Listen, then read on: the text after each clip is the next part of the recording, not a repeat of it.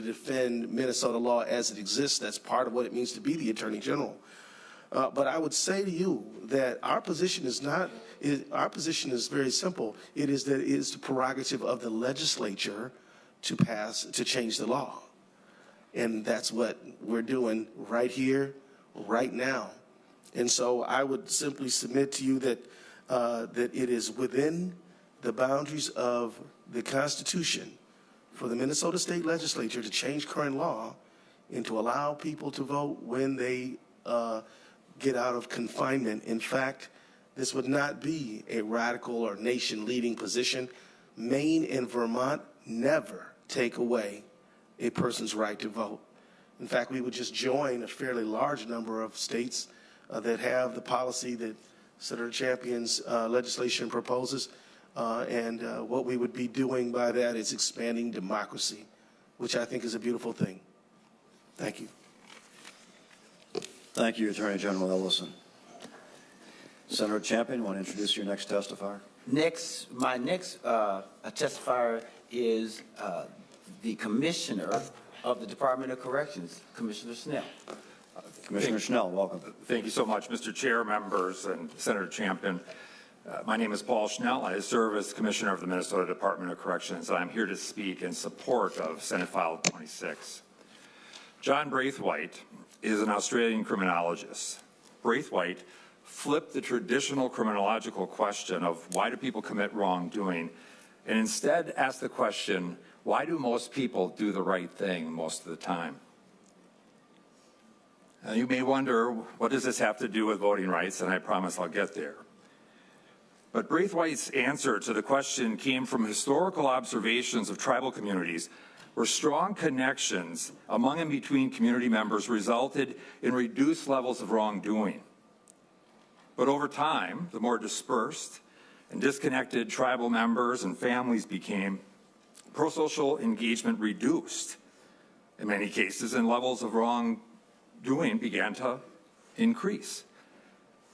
Braithwaite's central hypothesis for the reason we as people mostly do the right thing most of the time is because we want to maintain engagement and positive connections with people around us. The lesson from Braithwaite's question and decades of research is that if you want safer communities, increase positive community engagement and connection. The point as it relates to this bill is that voting in a democracy is tantamount to the opportunity for full engagement and community connection. Voter disenfranchisement is the antithesis of full engagement and participation. It's ironic that some believe voter disenfranchisement somehow serves the state's penological or public safety interests. But here's why voter disenfranchisement proposition makes no sense. I'll provide a few examples. Being on felony probation, supervision, or on supervised release does not preclude a person from running for an elected role in the PTA at their child's school. In fact, we would regard that kind of engagement as a positive and pro-social indicator. A person on felony probation or supervision or supervised release can walk the halls of the state capitol, this very Senate building, or the state office building to engage with public officials and share their thoughts about the state budget or any public policy. In fact, we would regard that kind of engagement as a positive and pro-social indicator. A person on felony probation or supervised release can attend a city council or township board meeting anywhere in our state and have the opportunity during the public comment portion of that meeting to address the elected officials with their opinion about a proposed business development or the need for a stop sign at an uncontrolled intersection. And we would regard that kind of engagement as positive and pro-social engagement. A person on felony probation or supervised release can write a letter and have published that letter to the editor of a local newspaper to educate and encourage voters about a particular candidate or illuminate voters on important issues. And we would regard that kind of engagement demonstrated in this and all the examples I described as positive indicators. A person on felony probation and supervised release can do all of these things that we regard as positive pro-social indicators, but for some reason we believe that those on felony probation or supervised release should not be entrusted to cast a vote in our elections. One of the things we regard as good, as a positive indicator of pro-social community engagement. Mr. Chair, members, I end where I started, with John Braithwaite's question, why do most people do the right thing most of the time? The answer, he would say, is not rocket science. It's positive connections and engagement with others. Voting at its core is an important feature of pro-social community engagement. We should have more of that, not less. I thank you for allowing me to share my perspective, and I encourage your support of Senate File 26. Thank you, Commissioner Schnell. Thank you. Senator Champion, would you like to go down your list? Yes, All yes, right. sir. I'll now call John Choi, who is the county attorney from Ramsey County, but he's also representing the County Attorneys Association. George Gibson, who's going to join me. He's the executive director of RENET. And I mentioned earlier the work that he does with veterans and felons and others. So if they could go in that order, Mr. Yes. Chair, that would be great. Thank you. County Attorney Choi, welcome to the committee. Thank you, Chair Latz and members of the committee. First of all, I want to begin by thanking Senator Champion for his steadfast leadership in bringing this bill forward. I am here today, as Senator Champion said, not only as the Ramsey County Attorney, but want to make it very clear that I'm here to represent all 87 elected county attorneys. The Minnesota County Attorneys Association exists to improve the quality of justice in the state of Minnesota and to represent the interests of all 87 county attorneys in our state. And it was about 10 years ago when the County Attorneys Association took a position in favor of this bill. At that time, one of the big issues that we were faced with was we were coming off of the Franken recount. Senator Coleman and Al Franken had a very tight race in 2008. And at that time, there was a law that required all county attorneys and law enforcement to investigate all allegations of voter fraud. And so we got besieged with all of these cases that we had to review and take a look at. And what we found is that there was a lot of confusion in the law, that oftentimes people on probation or parole, it was very confusing to them whether or not their civil rights had been restored. And we had a conversation within our County Attorneys Association talking about some of the challenges that we saw for our constituents who were just trying to do the right thing. They wanted to participate in our democracy.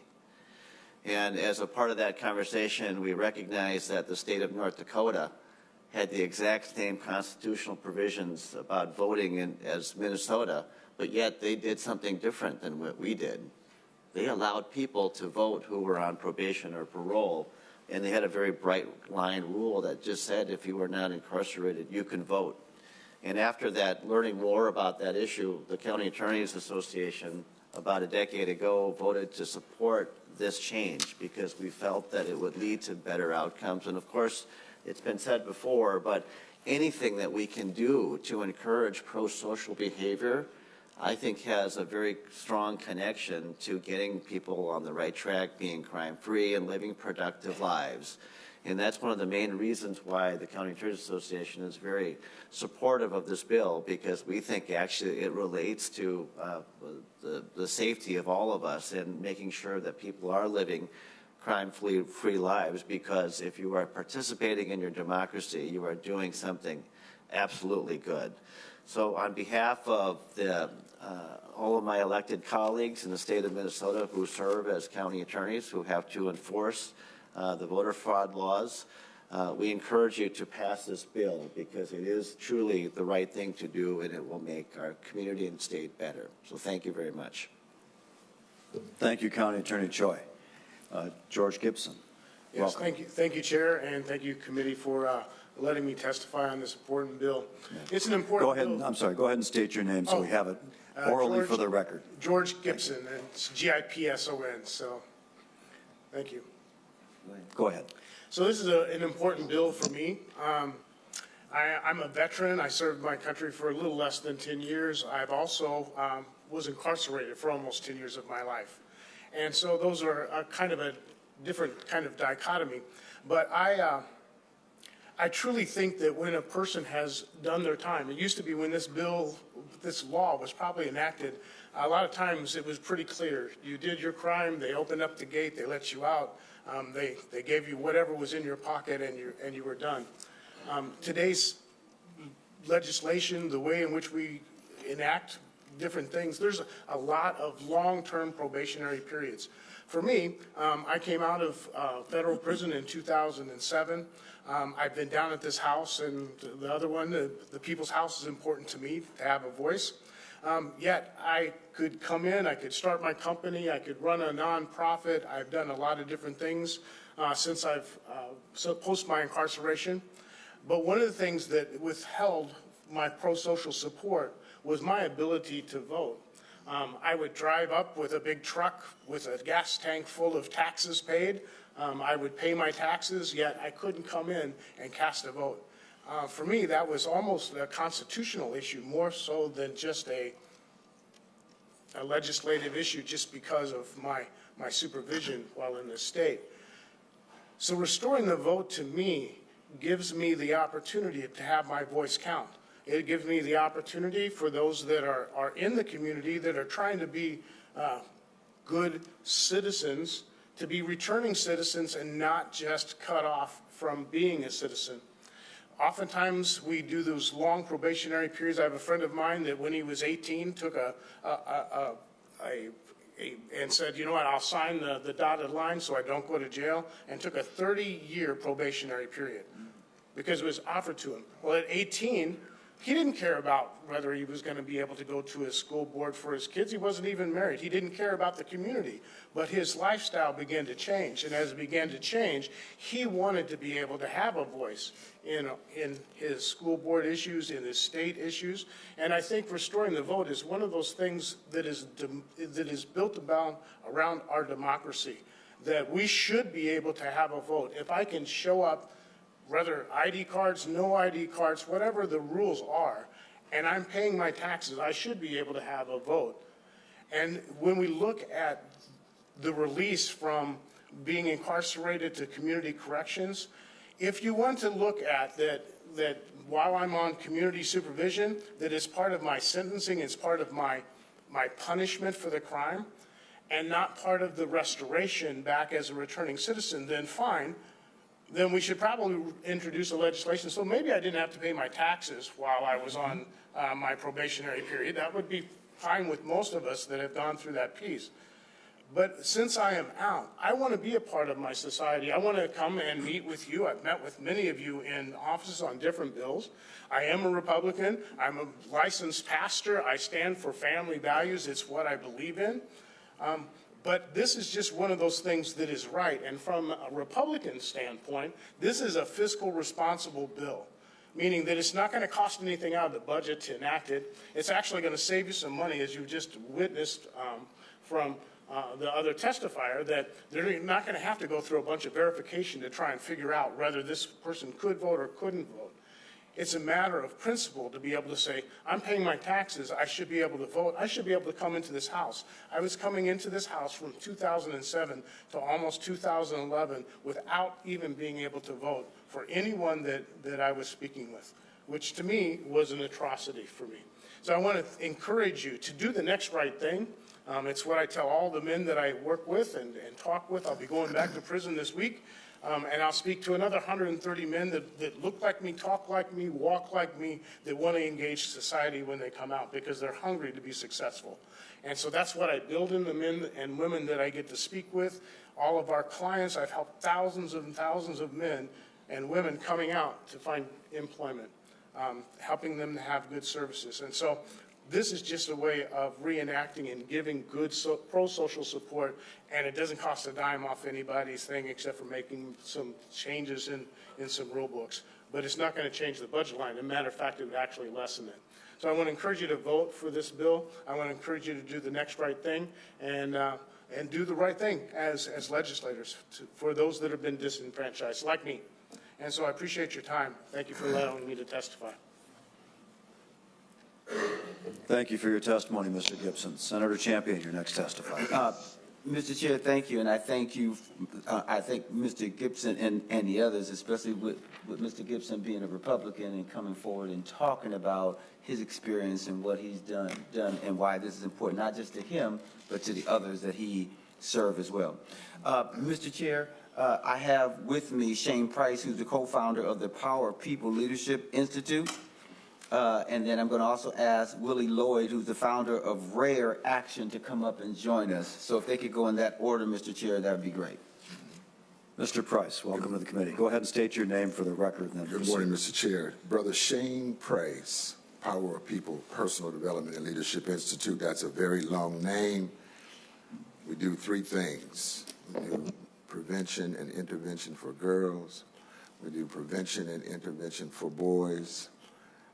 We work with men who are incarcerated. I have been serving men who are incarcerated. That's my area, reentry. For the last 17 years, I spent 4 days a week, every week, for 17 years, providing personal development and leadership training inside of Minnesota State Correctional Facilities. We have the most successful reentry program in recent Minnesota history. I know that because I'm African American, you might think that all of my students are African American, but that isn't true.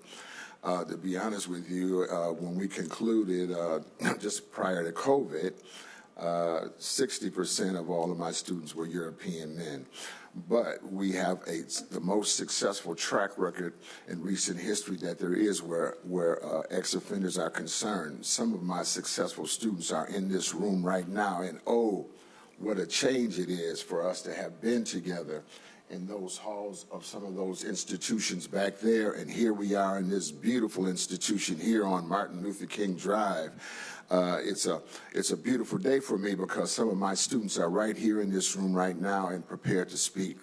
But I would just share this and be brief, that to be able to add to the rehabilitation component, the capacity, the civic capacity building component of VOTE, for our students would be excellent in a lot of ways, because some of our students would be able to see themselves as real parts of the state of Minnesota.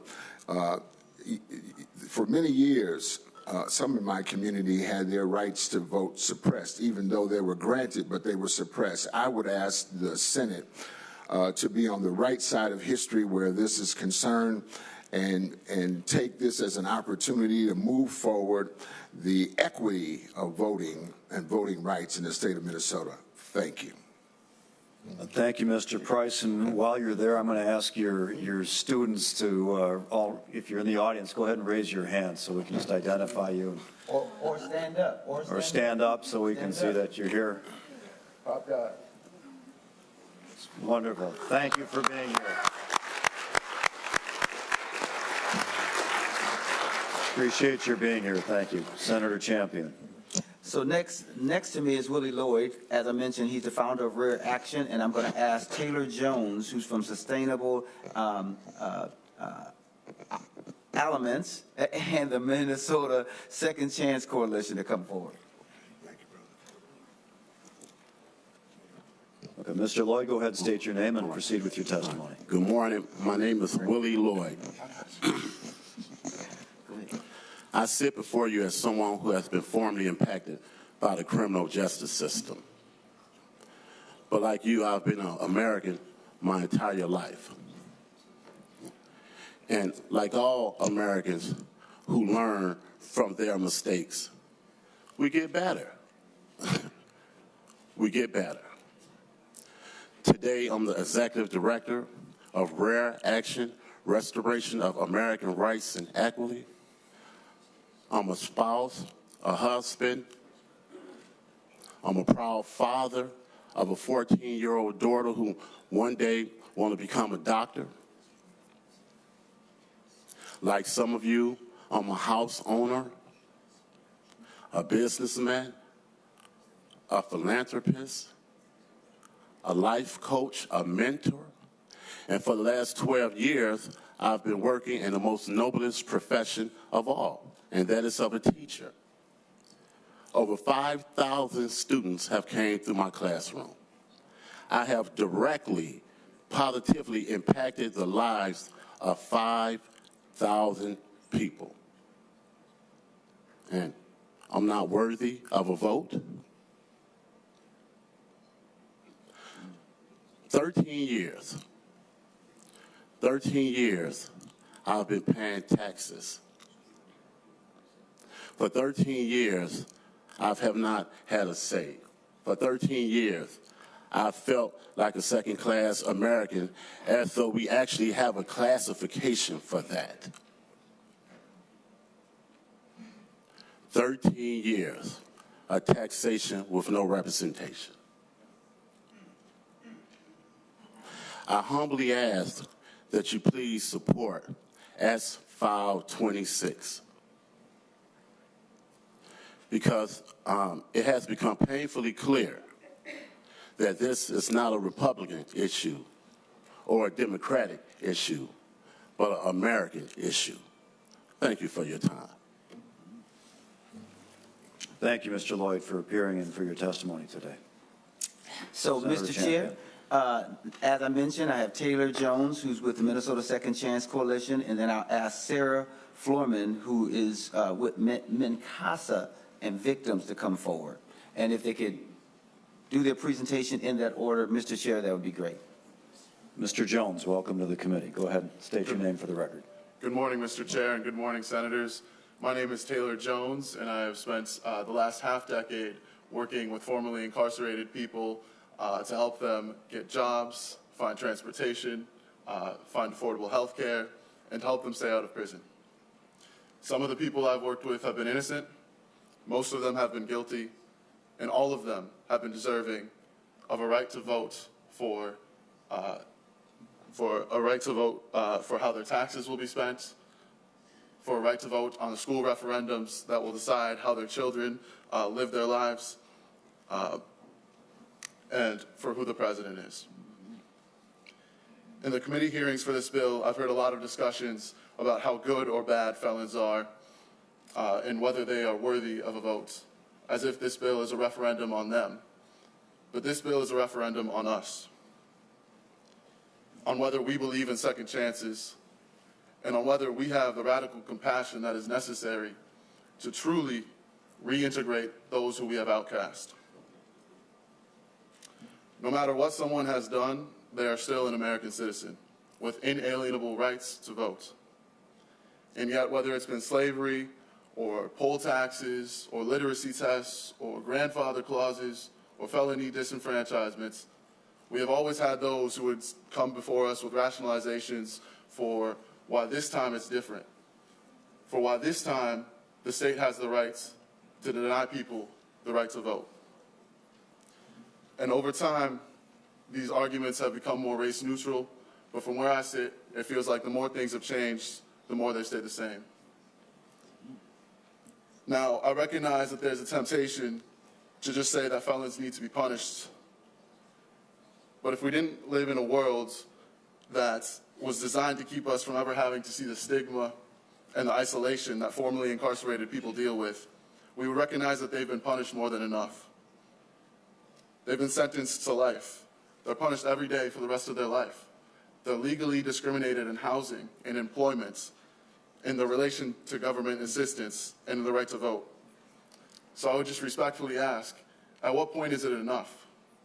And at what point does true justice require mercy? Thank you for this opportunity, and I just ask that you support this bill. Thank you, Mr. Jones. Ms. Florman, welcome to the committee. Go ahead and state your name and proceed. Thank you. I'm Sarah Florman, the Public Policy Manager at the Minnesota Coalition Against Sexual Assault, or MNCASA.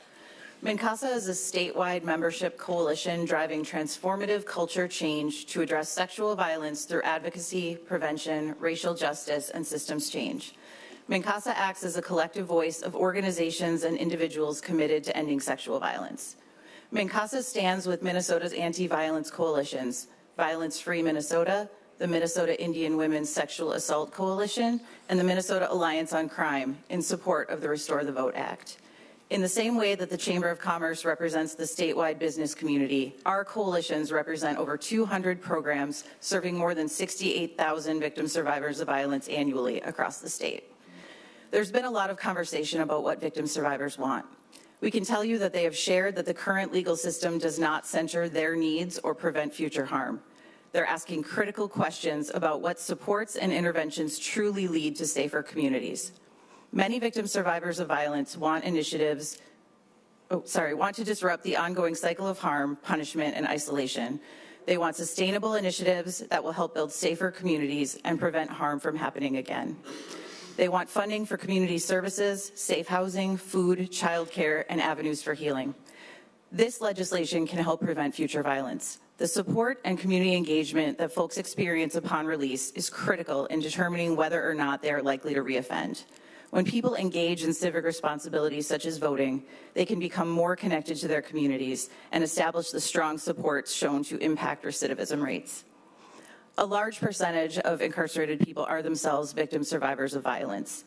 We know that many people also experience violence while in confinement. By obstructing formerly incarcerated people's right to vote, we effectively silence these victim survivors, preventing them from fully participating in community. All victim survivors, including formerly incarcerated survivors, deserve to use their voices freely at the ballot box.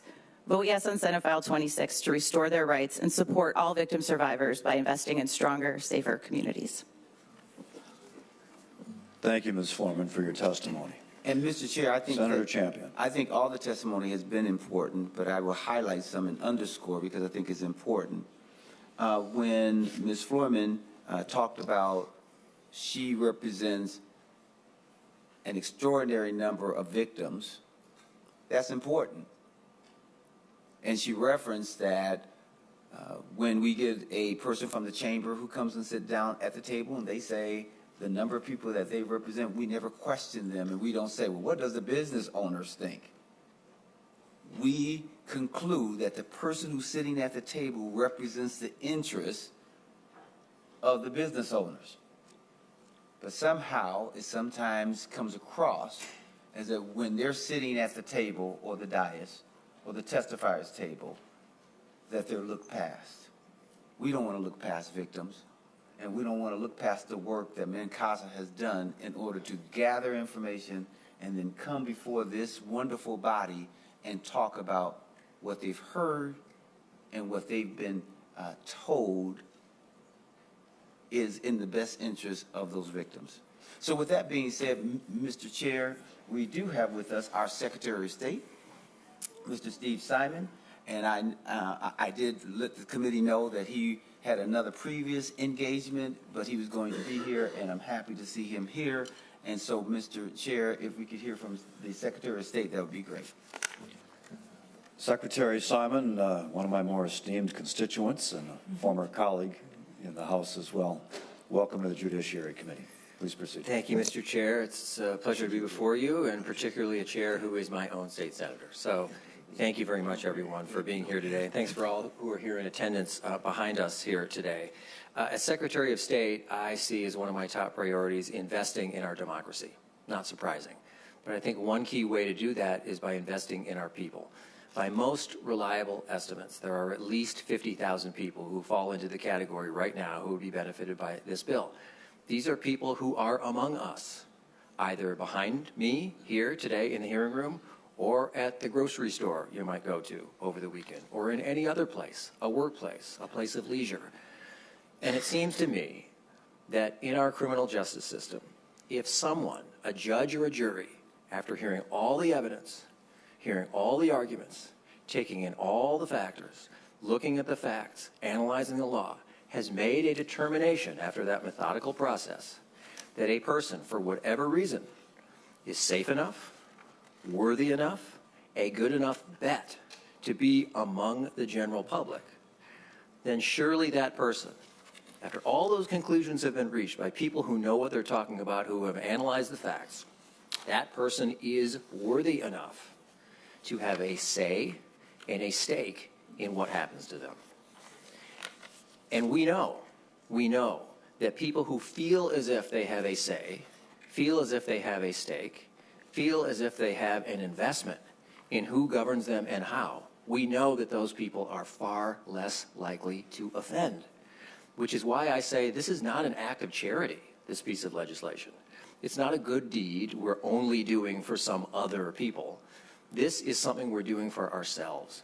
It is in every single Minnesotan's interest that we foster pro-social behavior, like voting, but not limited to voting, that will make it far less likely that someone will re-offend. Historically, you look back, Mr. Chair, and at the time of the founding of Minnesota, there were fewer than 50 felonies. None of them had probationary sentences, none of them. Now we have something like 350 felonies, and very few of them don't have any probationary portion to the sentence. That's a real difference. Perhaps it's been highlighted before, and excuse me that I just came to the hearing, but the lead plaintiff in an existing lawsuit right now is someone who served a year of prison time in her late 20s or very early 30s, and unless this bill passes, will not be eligible to vote until she is in her 70s. In her 70s. She's among us. She's here. She may be here in this very room. I don't know. I'm late to this hearing. But the point is, that's not a result that any reasonable person can say is just. It defies, I think, common sense and every sense of fairness. Now, that may be an outlier. That's probably a more extreme example. But I think in the end, it's about giving people that sense of investment after the criminal justice system, not us, not even legislators, the criminal justice system, the people who have combed over the facts and the record and applied the law, after they, not us, they have determined that this person is safe enough, good enough, a clear enough bet, and worthy enough to be among us, they deserve to have that voice. And so I hope you'll give them that voice. I hope that you will join the 21 states, including North Dakota, including Iowa that's headed in that direction, Florida is headed in that direction, and others who have restored the right to vote. Thank you very much. Thank you, Secretary Simon. Appreciate you being here today. Mr. Chair. Senator Champion. I appreciate those words because sometimes we hear, whenever this bill is presented, that a person's right, a person's right to vote being taken away is a part of their consequence. And even though there's been no connection between whatever infraction happened and voting. And I think the Secretary of State, Simon, did a great job of underscoring that these are people that are here with us. And then the second thing that we sometimes hear is that people say, well, we should just, lower the number of years that people are on probation, and that's the answer. I say to that point that we can walk and chew gum at the same time. Yes, cut down the number of years that people are on probation and still give them the right to vote if they're not incarcerated. It's not a one or the other. We can do both. So with that being said, Mr. Chair, we have Jay Lindgren, who is with Isaiah, because we have a cross-section of faith leaders who are supportive of this bill, and I would be remiss if I didn't recognize Alfred Babington Johnson, who represents His Works United, which is an ecumenical group of pastors from all over this wonderful state. And so it's good to see him here. But now we'll turn to Mr. Lindgren, who's with Isaiah and Faith in Minnesota, and We Choose Us.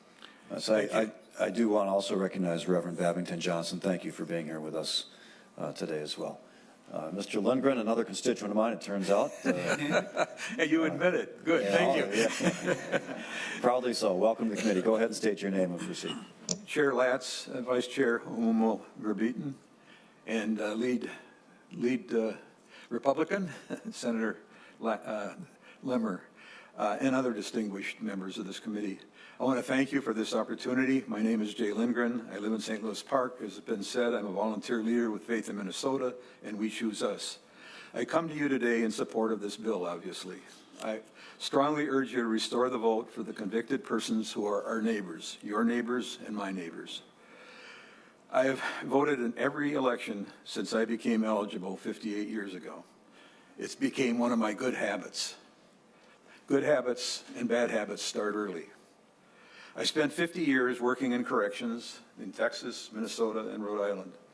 That experience taught me that individuals who commit so-called street crimes believe they have little stake in civil society, and our country has little investment in their lives. Disenfranchisement only amplifies that belief. Each of us have good habits and bad habits. I want voting to become every citizen's good habit. Bad habits in the form of addiction to drugs or alcohol or criminal acts can be difficult to break. We have known for decades that the younger an individual is when he or she commits that first crime, the greater risk of a second crime. An early habit forms and lasts. That is why I think that there's such great symmetry between this bill and House File 110. That bill allows pre-registration of 16 and 17-year-old youth, and it will promote the development of a good habit of voting beginning at age 18. Two bills that promote that good habit of voting will strengthen our democracy and help reduce recidivism. Thank you for listening, and I respectfully beseech you to pass this bill. Thank you. Thank you, Mr. Lindgren. Senator Champion? Mr. Chair, thank you so much. There's one other person that I'd like to make sure that they have an opportunity to come forward, and I did initially have him on my list. That would be Pastor Brian Herron, who can speak directly to this issue. He's been doing a lot of great work in the community and with this community as a whole. So if he could come and give a couple words, Mr. Chair, that'd be great. Brian Herron, who's the proud pastor of Zion Missionary Baptist Church, and then he can tell you of all the other things that he does. Amen. Pastor Herron, thank you and welcome to the committee. Go ahead and state your name and proceed. Pastor Brian Herron. Want to thank you, brother, for all you continue to do for our community. And I want to thank the chair and this committee. One of the most hurtful things to me, besides the incarceration itself, was coming out and not being able to participate in a process that I invested my life in. We're not coming here as beggars or asking for a kindness. We're hoping you will live up to the Constitution you say that you believe in. You cannot have somebody pay their debt to society and then continue to have a continuum of punishment once they paid that debt. This law is rooted in an antiquated law called civic death. And it is no longer and should have never been enacted in the first place. It causes disenfranchisement and it is dehumanizing. For a system to be just, it must believe in redemption. And it must not only believe in redemption, but have redemptive practices, believing that people can actually change their station, change the way they have behaved, and do something different and move in a different direction. And those of us who work with these men and women coming out of incarceration, we see it every day. We see it while they're inside, and we see the hope that they have that it will be accepted when they come out. So I'm asking you today to pass this because it is the right thing to do. Thank you. Thank you, Mr. Chair. Thank you, Pastor Herron. And we have Senator one Champion. last testifier, Case Swanson.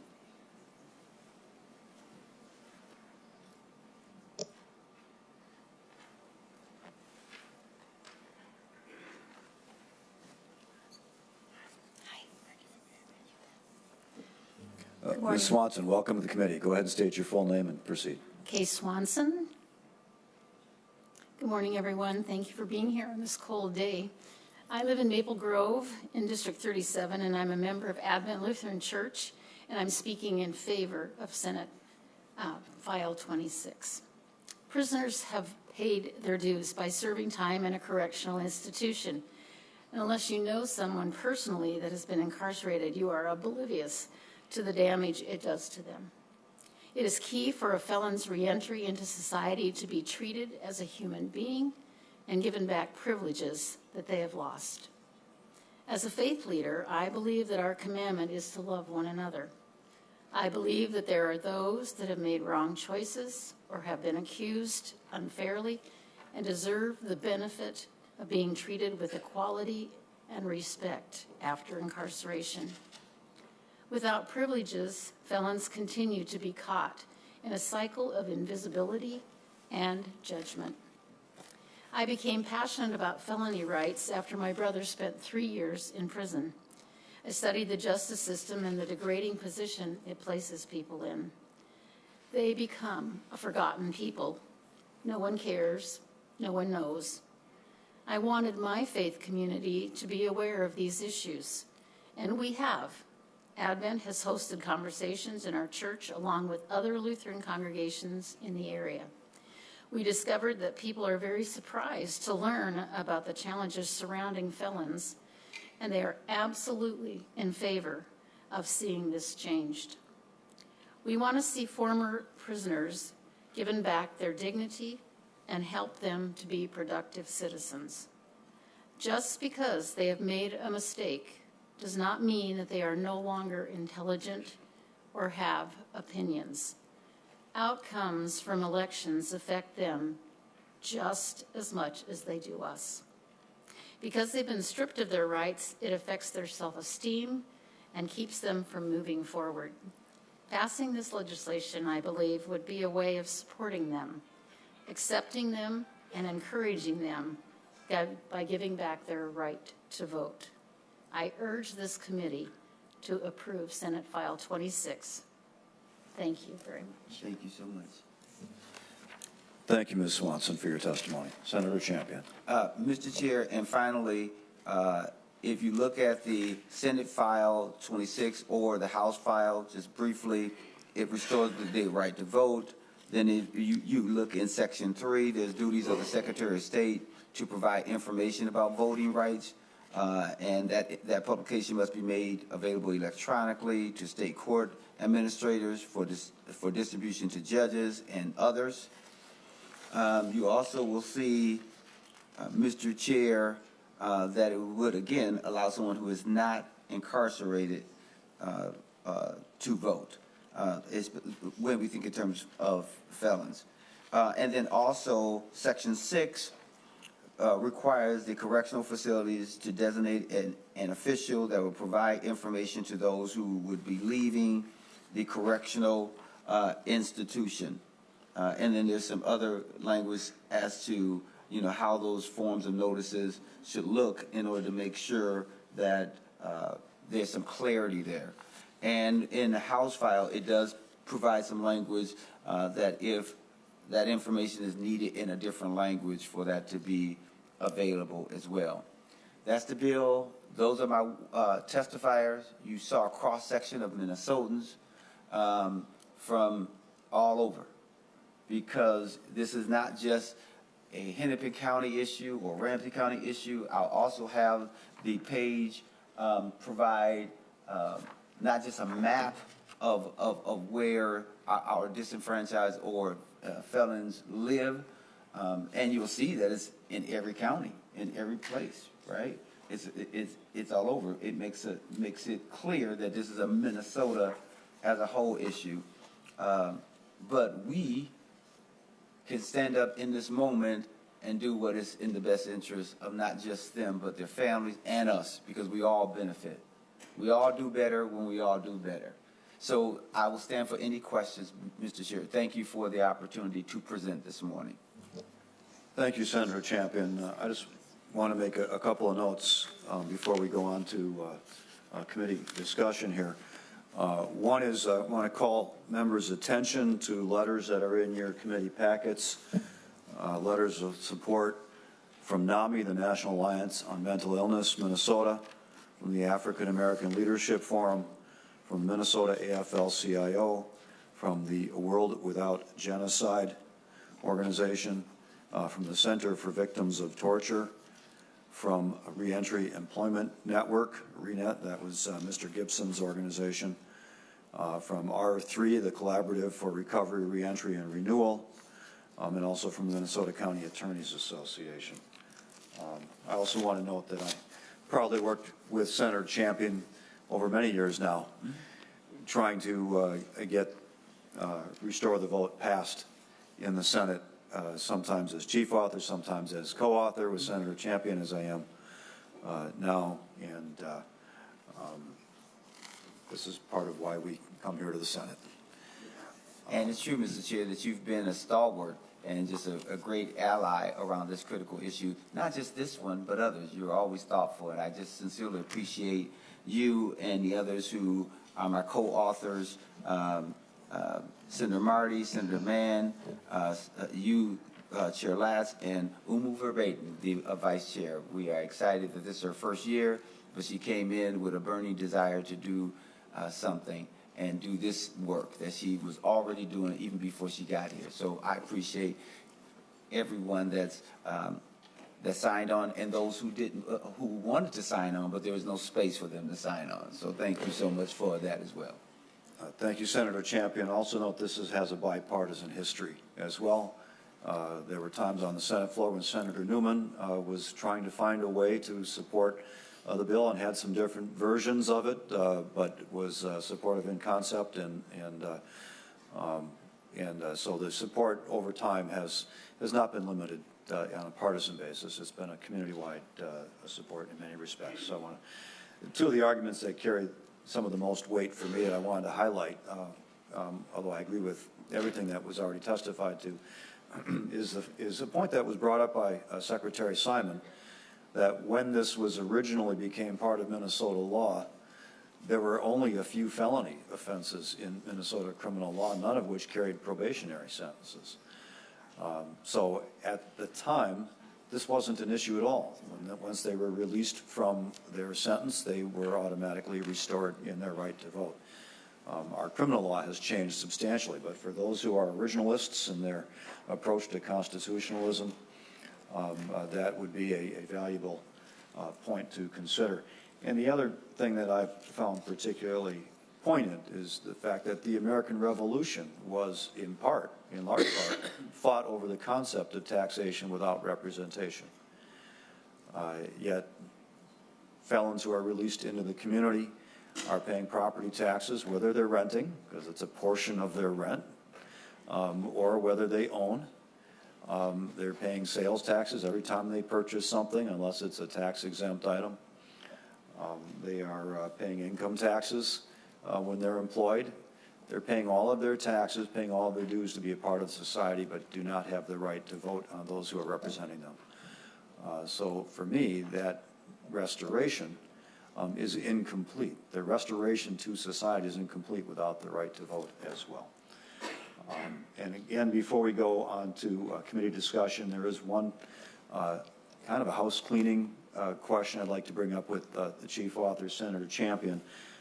Council has looked at the House file language and compared it to the Senate language, and there really is only one substantive difference, and that is on page 6 in section 8 in the appropriations section, where the House includes a sentence at the end of what is in the Senate file that says that this is a one-time appropriation only. I've consulted with Senate counsel and with Senate fiscal analysts, and the consensus seems to be that that is better language to include in the bill, and also to make appropriate change in the introductory section at the top of page 1. So I'd like to ask Senator Champion if you have any opinion on that, and if so, to share it with us. Thank you, Mr. Chair, for the question. I am in lockstep with the chair's thoughts. It's okay from my vantage point for us to include that language. Mr. Backus, Senate Counsel.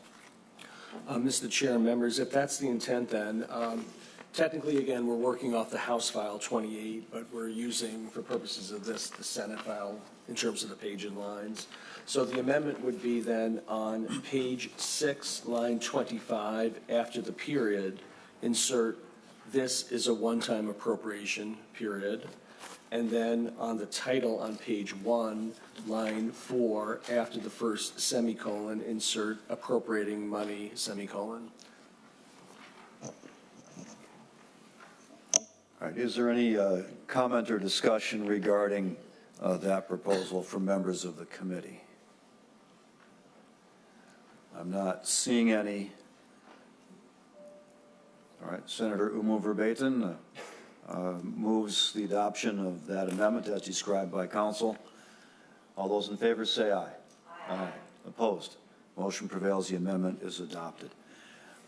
All right, let's open up the conversation now with the committee. Anyone have any comments? Senator Westland. Thank you, Mr. Chair, and thank you so much, Senator Champion, for bringing this bill forward. I probably have more comments than questions, but I may have a question in here somewhere. As many people may have seen, there's a documentary called 13th, which outlines in great detail the problem of mass incarceration in the United States and the overwhelming impact that this has had, particularly on the Black community. It began in the 1970s with the war on drugs, and John Ehrlichman himself admitted that this was a war on Black people. And what we have seen since the 1970s is an increase in our prison population in this country to the point where 1 out of every 4 prisoners in the world are incarcerated in our jails. And while this bill, as described by Senator Champion and others, that the majority of people who will be impacted and have their rights to vote restored are in fact people of European descent, what we know, however, is that this has impacted Black communities in far greater proportion to the numbers in our in the population. I also happened to stumble upon a report overview of drugs and prison in Minnesota, which was a presentation to the Prison Population Task Force on which Senator Latz served. And the information there shows that there's been this was in 2015, a 13-fold rise in drug imprisonment over a 33-year period of time. So we know that there's a connection between prison population, drug crimes from primarily possession. And what we know is that the folks in our prisons are people who have experienced high rates of adverse childhood experiences, toxic stress, things that impact neurodevelopment of children. We have communal trauma, generational trauma, all of which impact communities of color in a significant way. As a person who's been in recovery for almost 24 years, I would also like to tell folks, you cannot imprison our way out of drug addiction and alcohol addiction. The objective after a person has been incarcerated must be, should be, to help bring them back into our community, back into the social contract, and the only way we can do that is by removing the barriers for people to come back to us. And that includes social supports. That includes the ability to have a job, to earn a living, to raise a family, to have access to health care, to have the ability to be part of the community. And we have heard today from testifiers talking about the work they are doing with formerly incarcerated people to ensure that they come back into our society, that they are successful, and that they don't reoffend. That should be our objective. And withholding the right to vote does not support that objective. I'm a fan of Broadway musicals. One of my favorite musicals is Les Miserables, which is the story of redemption. It is the story of someone who was unjustly imprisoned, who came out, and at a crossroads, in a moment of kindness and compassion and love, Jean Valjean's life was changed completely, and he spent his life then repaying that debt. by becoming a good person, by changing the lives of others, by living a life of love and compassion. When we love people, we bring them back into community. I support this bill. It is the right thing to do. And Senator Champion and all of the folks who came to testify and all of the people who are here today in support of this, my heart is with you. I support this, and I hope that this committee passes this and then sends it to the floor where we make this the law of our state. Thank you. Senator Limmer. Thank you, Mr. Chairman. Good morning. Good morning. Senator Champion. Before I begin, I wanted to recognize all of the people that have nonprofit organizations or ministries that deal with people that are in prison and who are trying to make their path straight. That is noble work, and I think we all should recognize that. Regarding the legislation, I think it's important to get a brief history of why Minnesota is the way it is when it comes to penalties for criminal behavior. Many people know that Minnesota ranks lowest, one of the lowest states to incarcerate people. About 45 years ago, the state recognized that a great deal of people do not deserve prison, but oftentimes they deserve treatment for that opportunity for treatment or something less than incarceration. And so 45 years ago, they went on the path to rely more on probation than a prison sentence. It's cheaper, it's more effective for some, and prisons were relegated to those who were the most violent and the most serious threat to innocent citizens. That's why in Minnesota, we sometimes have a little bit longer probation because it's taking the place of prison. Just a few short years ago, about 1.5 to 2 years ago, the Minnesota Sentencing Guidelines Commission made a decision to limit probation, cap it at 5 years for almost every penalty in our criminal chapter. There is an exception for murder and there's an exception for rape. But other than that, I don't believe any probation will last more than 5 years. Now, that was about 1.5, 2 years ago. So in about 3 years, there's a great many people that will be restored their civil right to vote at the end of that time period. This bill kind of pushes that timetable up a little bit, almost immediate upon enactment.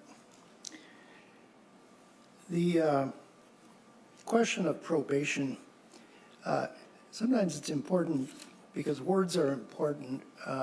What is the definition of probation? What do you think of when you hear that word probation? You're on probation, young man. I looked it up in the dictionary this morning. The definition that I read was the process or period of testing or observing the character or abilities of a person in a certain role.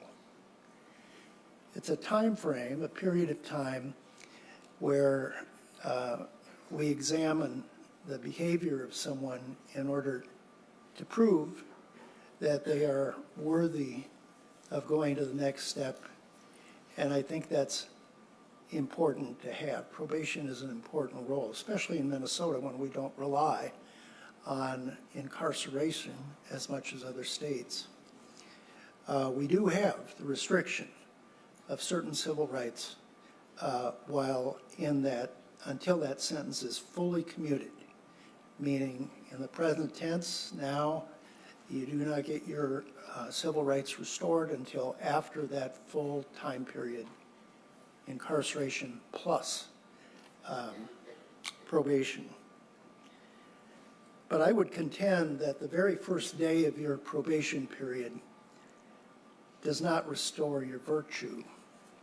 We haven't seen whether or not that individual is ready for that full engagement of citizenship.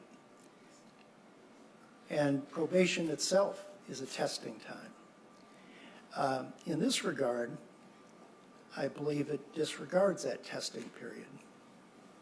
And that's why I have difficulty with this bill.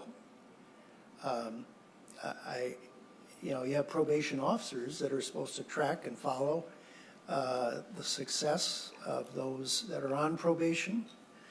A lot of times it's how they engage, how they find a place to reside, and I know that's difficult for some.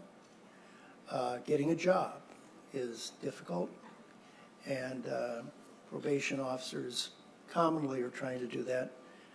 By the way, I too have background in corrections, and there are some inmates that are released on probation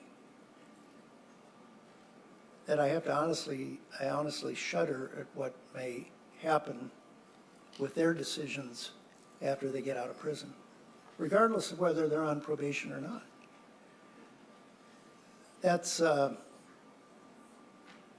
That's unfortunate, and but it's real. There are some people that don't learn as quickly as others, and some don't even learn at all. They continue down that path. I haven't been convinced that giving someone a voting right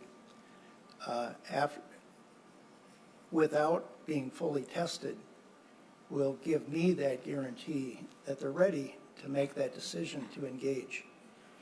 And that's why I have a real hesitation to move forward on this bill. And Sarah Champion, how would you allay my concern? A person on their first day of probation, no one knows if they've restored internally their virtue to engage as a healthy person ready to engage in full citizenship. Mr. Chair. Senator Champion. Senator Limmer. Well, let me just say, Senator Limmer, thank you for sharing your thoughts. But let me tell you why there's already a built-in support or guardrails around your thoughts. First of all, when it comes to sentencing and disposition, the first thing the court looks at when you are interviewed for a PSI, that is a pre-sentence investigation, they look at your amenability. They want to see if you're amenable to probation. Have you followed the court's orders? They also look at the offense. What is it? If it's something that deals with a victim, they get victim impact. All those things are there. They even go through your family history. They look at your mental health. They look at whether you are chemically dependent. There's a number of things that they look at in order to determine if you should be in the community or not. So that testing that you refer to, you are tested. And here's the other thing. Your probation officer makes sure that you do the things the court has ordered for you to do. And if you fail to do those things, they can file a probation violation and you can end up paying a consequence for it. And if you really think about it, when they're going through the analysis to determine what the sentencing should be and what the consequences should be, they even go as far as to look at your education and whether there should be cognitive skills. And as I mentioned earlier, treatment. So there are those guardrails. And I would also go as far as to say that when you're on probation, you're constantly being tested. And there is always this mechanism in order to make sure that you remain law-abiding. In fact, Senator Limmer, if you commit a new crime while you're on probation, you are penalized for that because it says that you are on probation at the time and you have other enhanceable points that they can give you because of that. So Senator, your concerns have all been addressed in real time. But let me also say this. When a person on day one is sentenced to probation, that is because there's been a number of things that have been looked at. When a person remains on probation and in the community because there's a continuation of a number of things that's been looked at. And every probation officer, like every court, wants you to do pro-social activities. They want you to do things that solidifies your support in the community and your connection to your family. In fact, they say, and I agree, that the more family support and community connections and your ties to your community, the more those things are real in your life, the better opportunity that you have at being successful. And Senator Limmer, you're right when you think in terms of, lowest for incarceration, although we will always, deal with those things around mass incarceration, which is another question. But let me also say that I'm reminded of some words that I believe your constituent just talked about. How do we make sure that we in real time are looking at individuals and seeing their humanity and giving them the opportunity to continue to grow and evolve and learn? And just like the court, when it makes a decision that someone should be in our community after doing this analysis, then we should do everything we can in order to welcome them back into our society as well. I'm reminded of the prodigal son. And I know that I'm not going to go into a theological notion because we got too many great pastors around here that they probably would tell me that I'm off base anyway, in my analysis. But the substance of it to me is giving someone a second chance. When you see that they have come to themselves and they come back home, then we should do everything we can do in order to open up our arms and say, welcome home. And I think that your issues that you raised, thank you again for raising those, but I do think that the testing notion is continuous, but it's already been done even before a judge makes a decision, because there's a lot of information that is shared in order for a court to conclude that a person should be in our community. Senator Limmer. Thank you. Senator Champion, I'm a little confused by your use of the example of PSIs, pre-sentence investigations. Pre-sentencing, not probation. That's pre-sentence investigation aids a judge in tailoring the sanction when one is found guilty of a crime. It assists the court to tailor it to that individual. I'm not quite sure if that applies at the point of the decision to offer probation to someone. Mm-hmm. But this is really not even at that point of the discussion. This is after probation has been granted and that individual is now facing whether they can vote or not. And so, I tremble at the fact of going down the path of the prodigal son myself. But the one thing that preceded redemption of the father was repentance of the son. And, just to add a comment, I know that Senator Newman was referenced here as being someone that may have been in support of the bill a few years ago, but he offered amendments wanting to vote for the bill, but he wanted to add a few things. He raised amendments to recognize that the wrongdoer was sympathetic to the victim. He wanted perhaps an apology to the victim. That was rejected by the majority at that time, majority voters. in the Senate. He thought that perhaps payment of restitution should be complete before restoration. It would give society an indication that this person was sorrowful for their actions and that they were ready to engage in a broader involvement of voting for in their society. All of those were rejected at that time. And quite honestly, I don't remember if Senator Newman supported the final version of the bill without those provisions, but I know he sought them. Because of that, he was disappointed in that product in the legislature a few years ago.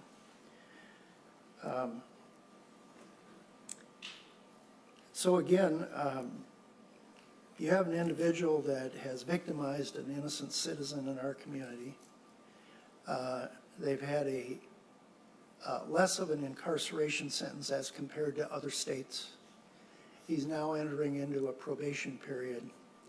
And yet, going back to that definition of probation, the process or period of testing or observing the character of that individual in a certain time period has not yet begun. So I don't know how we can determine the sincerity of that individual, which questions whether or not we should give them the opportunity to vote on societal questions and candidates. Mr. Chair? Senator Champion. Senator Limmer, I don't quite know how to be any clearer because a pre-sentence investigation happens before a person is sentenced, so there's already been some adjudication as to admission or finding by a jury of someone's guilt.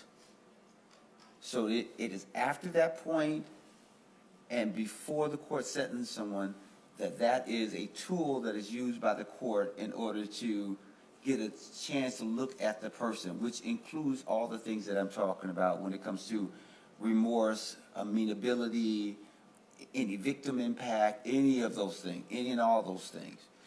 What their mental health status has been, all those things are put in that document so the court has a really good sense of who that person is that's standing in front of them. And even on that day, a victim in your scenario, because not every situation is that way, but I'm going to not every situation involves a victim, as you traditionally say it. But the bottom line is that the court has a really good sense as to who's standing in front of them. There was and is a testing. Even before you get to probation, it is a testing. Because the court wants to make certain that you are deserving of the right to have a probationary sentence. So there is a testing. Does that testing continue? Yes. Because if there's a court order, the court wants to make sure that person does what they need to do. But the court also says that when you're involved in pro-social activities and if you're in our community, we know that if you do these things and you're tied to our community, chances of you reoffending or doing some other things will be decreased. So, Senator, I believe that your concerns have been addressed in my analogy, even with the PSI. As it pertains to what Senator Newman has some concerns around, one of the questions around, waiting until the payment of restitution, then what you end up doing is victimizing poor people. Because if I have money, and if I can say, oh, I can pay right now, then what you're saying in a real way is the person who has money, who has the ability to pay right now they can vote. While a person who's struggling financially, they have to wait because they haven't totally paid for restitution. The whole idea is to put people on an equal playing field. You also said the issue of remorse. I already said that the PSI and other things, and even in front of the court is going to look at that, and that is already going to be determined along with repentance. and you also look at one's criminal history. So you look at if there's a consistent pattern of something, and that is something that is used by the sentencing guidelines and other things and judges to determine if someone should be incarcerated or not. But here's the thing. Every person deserves an opportunity for a second chance.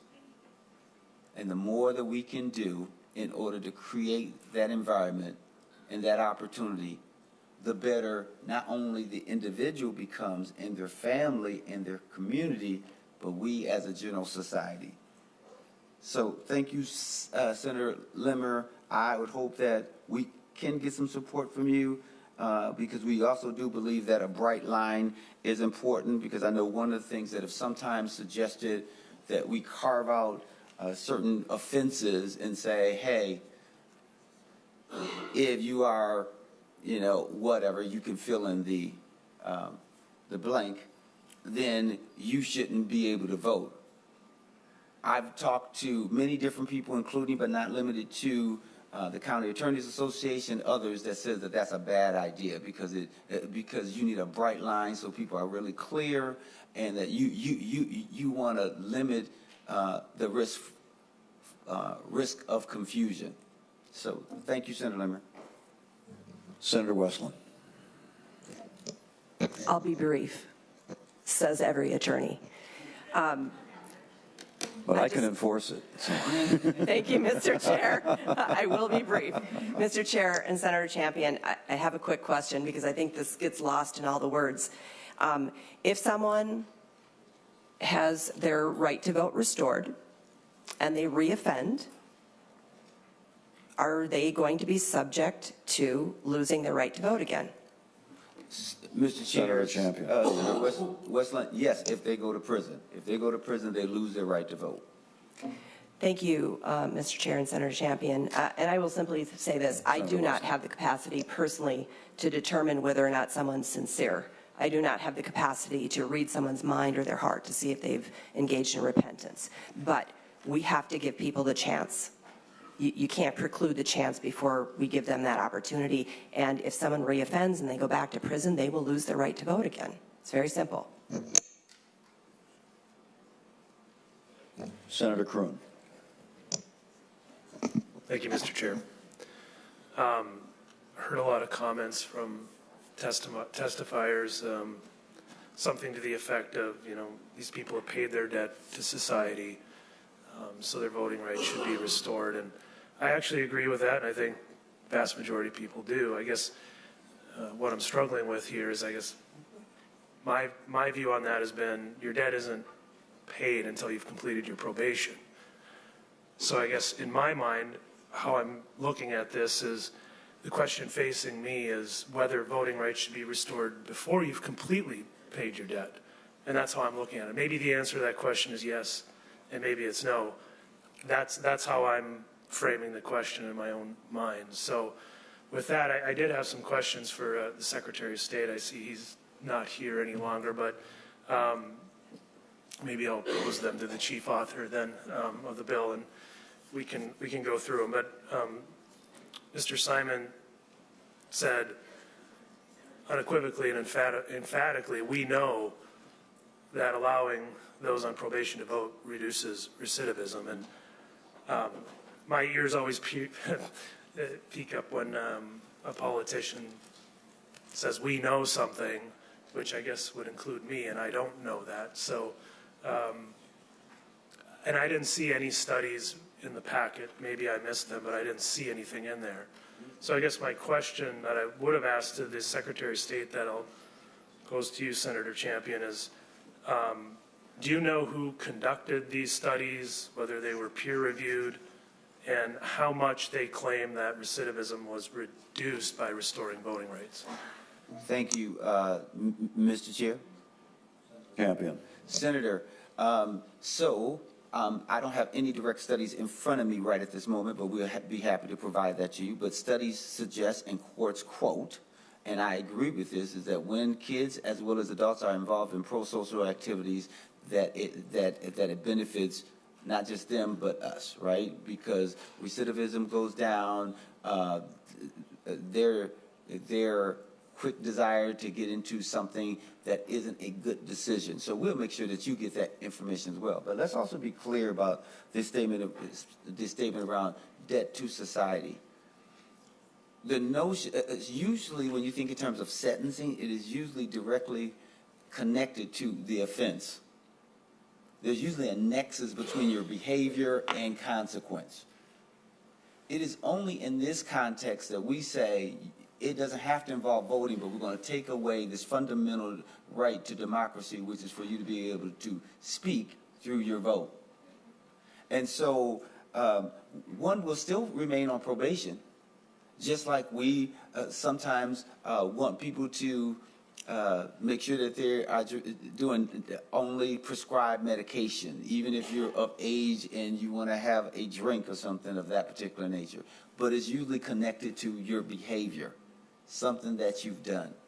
And so I believe, and I hope that you will subscribe to, is that one's right to vote should not be taken away just because we have the right to take someone's right to vote away and there being no nexus between their infraction or offense and the consequence that we are asking them to pay. Senator Cron. Thank you, Mr. Chair. And to the point about the nexus, and I know that you were frowning upon carving out certain exceptions to make it more complex. But to the point about the nexus, would there be anything wrong with carving out an exception for those individuals that were in jail on felony election fraud charges? Well, Mr. Senator Chair, Champion. I think that would be a totally different situation, but we usually don't have that problem, right? We are usually trying to get people to vote, not stop them from voting. Most people don't go in and say, I'm going to pretend to be someone else because I'm going to vote, right? And so, again, if they did something that is so egregious, then the court would certainly put them in jail. But also, let me go this far, as to say this with all due respect. If a person is, stopped for a DWI, whether that's a misdemeanor level or some other level, we don't stop them from driving. We will not stop them from doing those things. We try to make sure that they're not driving while impaired or those sort of things.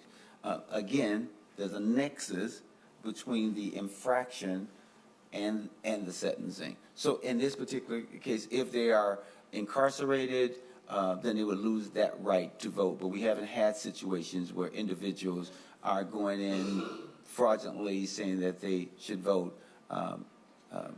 And I recognize that a part of the confusion has been if you're on administrative probation and you're in the community and you think, I'm good. No one's saying anything to me from probation, I'm okay. Very few people, but there has been confusion as to whether that person is still on probation and should have the right to vote. Not to mention that there are a number of different people who are no longer on paper, and they say because I'm a felon, I can't ever vote. That is the sort of confusion that is happening in the marketplace, and I think and believe that a bright line will clearly make sure that this confusion is dissipated. I just want to clarify one point. The term jail or incarceration in prison has been used interchangeably, but the language in the bill is incarceration, so that would apply to local jail as well as state prison. And whether it's a technical violation of probation or whether it's a reoffense and a new sentence. Senator Cron. Thank you, Mr. Chair. A point taken on that. My point was I do think in my example there is a nexus, and that could be worthy of a carve-out despite your overall belief that there shouldn't be carve-outs. That one I do believe there's a direct nexus and something we should consider.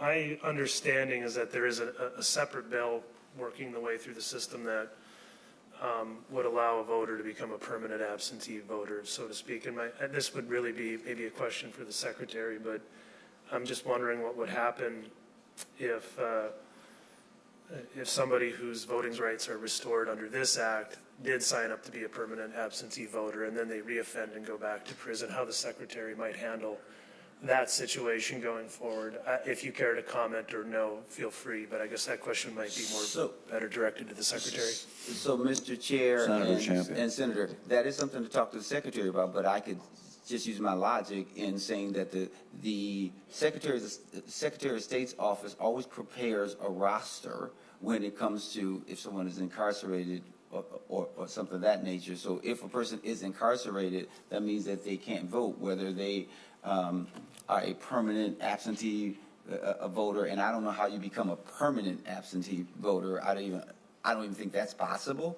But the whole idea is we want to make sure that people who are not incarcerated and are living, functioning, thriving in our communities should have the right to make decisions about their future and the future of their children.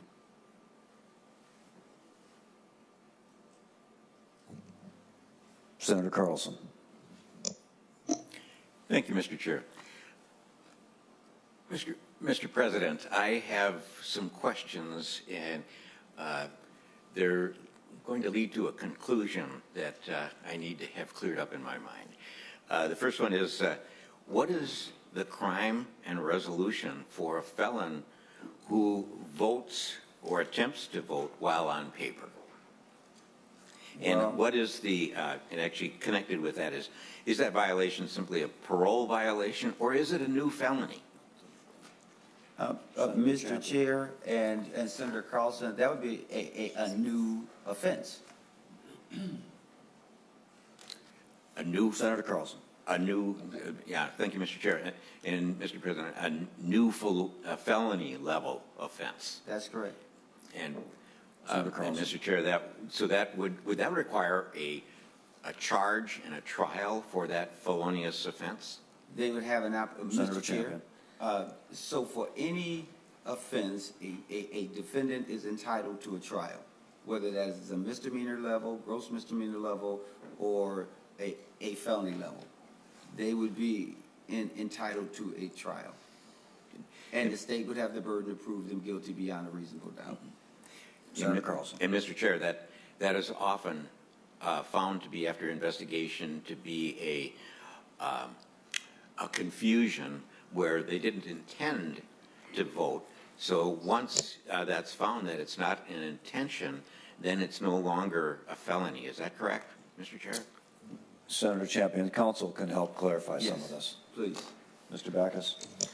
Mr. Chair, members, the violation of 201.1014, the eligibility vote, is a felony, and it has to require a person who votes, who knowingly is not eligible to vote. Thank you, Counsel. And Mr. Chair and President Champion, is that a frequent occurrence? From my looking at the violations that I've seen, that's often the offense is an unintended offense. And so what it does is it requires the investigation, it requires the determination whether it's intentional or not, and then perhaps a trial, perhaps it reaches to a felony conviction, and the person is now a new felon, an additional felon, and so they lose all of the rights that they have had when they got released. So it seems to me there's a kind of a clog there where we're charging people with some level of crime that needs to be, a remedy needs to be found. And there's a lot of record of that we are charging people, we are putting them through an additional trial, and then some of them go back to prison, some of them may be a lower level offense, and they don't get convicted of a new felony. Am I correct in that? So, Mr. Senator Chair, Champion. and Senator Carlson, I don't want us to get derailed on what we are talking about here. We're talking about a person being a felon and on probation. And if they're in our community, whether they should be able to vote. If a person, if there's a new crime and if it's charged and punishable, then the judge would have to determine what the consequence should be. And so it's my understanding that rarely ever happens, but there is, during an investigation, there is a forward-looking notion around whether it was intentional, what happened, all those sort of things. And I don't want to get derailed into another conversation about that, other than understanding that if we have people, individuals living in our community, then we can deal with that. And if there is some infraction, there will be the appropriate consequence for their behavior. Is there any final discussion from members of the committee regarding this bill? Mr. Chair. Last comment, Senator Carlson. Okay. We have a long agenda today. I mentioned that I'm leading to a conclusion here, and that conclusion is that if Mr. President, if I don't want you to vote, if I want to extend your incarceration, I want to extend your inability to vote, then I would even add this crime of attempting to register to vote. I would add that into law so that we would have an easy way to charge you with additional charges and actually increase the length of time that you can't vote. And that could be looked upon as being a demographic issue, a voter suppression issue. There's all sorts of things there that seem to me to be,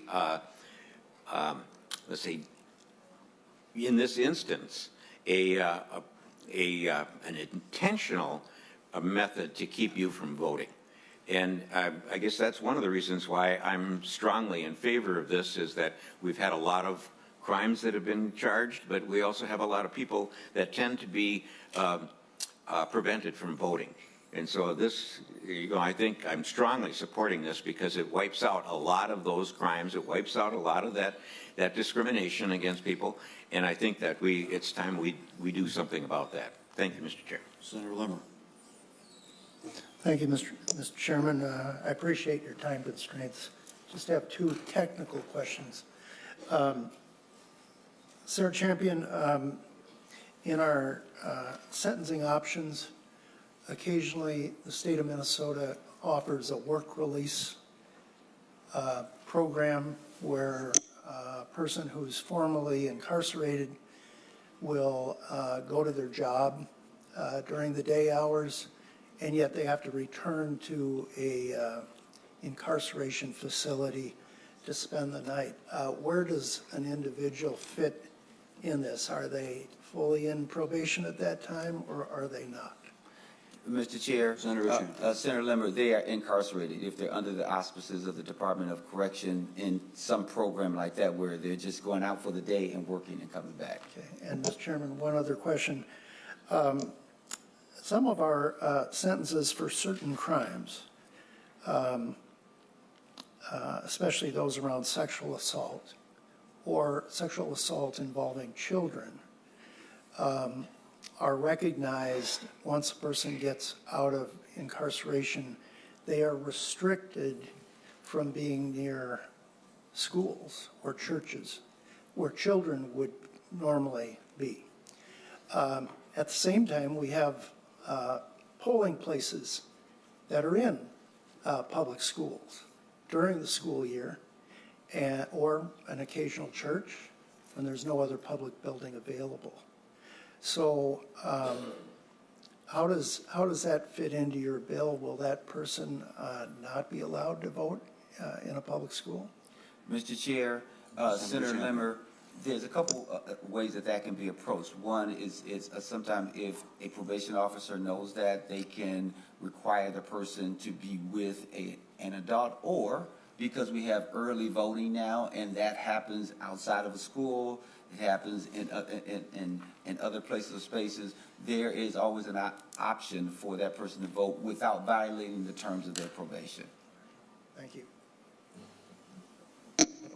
Seeing no further discussion, on this matter.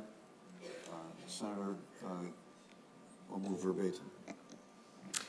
Thank you, Mr. Chair, and I will be moving the bill. I just wanted to express my gratitude to you, Senator Champion, for your work on this, as well as you, Mr.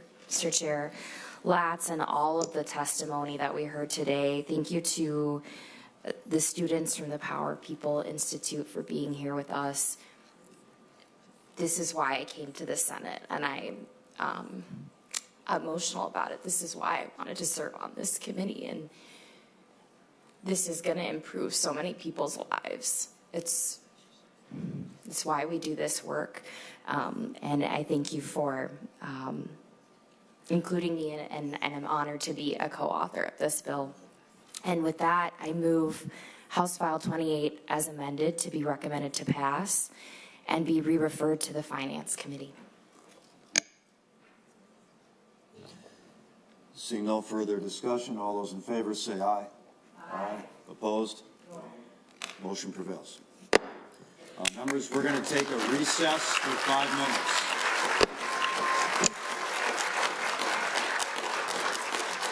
If you didn't hear it, we are in recess for 5 minutes. Please be prepared to start again in 5 minutes. Thank you. Now you can clap. Now you can clap now. Now you can applaud.